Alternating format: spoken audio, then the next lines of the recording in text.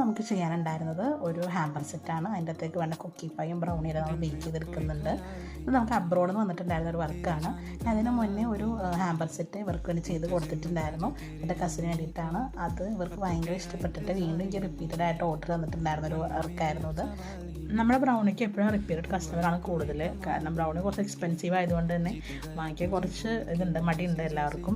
പക്ഷേ വാങ്ങിച്ച് കഴിച്ചവരെല്ലാം എൻ്റെ അടുത്ത് റിപ്പീറ്റഡ് ആയിട്ട് വാങ്ങിയിട്ടുണ്ട്. ഭയങ്കര നല്ല റിവ്യൂ ആണ് വന്നിട്ടുള്ളത് ബ്രൗണിക്കെല്ലാം.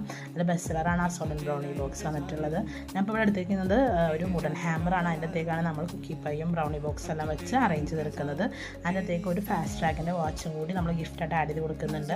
ഒരു ഫ്ലവേഴ്സൊക്കെ വെച്ച് ആ ഹാമ്പറിൻ്റെ ലുക്ക് നമ്മൾ കംപ്ലീറ്റ് ചെയ്തെടുക്കുന്നുണ്ട്. സെക്കൻഡ് ഹാമ്പറിൽ ഇൻക്ലൂഡ് ചെയ്യുന്നത് കുറച്ച് പ്രോട്ടീൻ പൗഡറും നട്ട്സൊക്കെയാണ്. ഇതും വുഡൻ ഹാമ്പർ തന്നെ നമ്മൾ സെറ്റ് ചെയ്തെടുക്കുന്നത്. കുറച്ച് ഫ്ലവേഴ്സൊക്കെ വെച്ച് നമ്മൾ ഇതിൻ്റെ ലുക്കും അടിപൊളിയാക്കി എടുക്കുന്നുണ്ട്. നിങ്ങൾക്കും നിങ്ങളുടെ ഫ്രണ്ട്സിന് ഇതുപോലെ അടിപൊളി ഹാമ്പേഴ്സ് കൊടുക്കണമെന്നുണ്ടെങ്കിൽ ഞാൻ എൻ്റെ നമ്പർ താഴെ കൊടുത്തേക്കാം.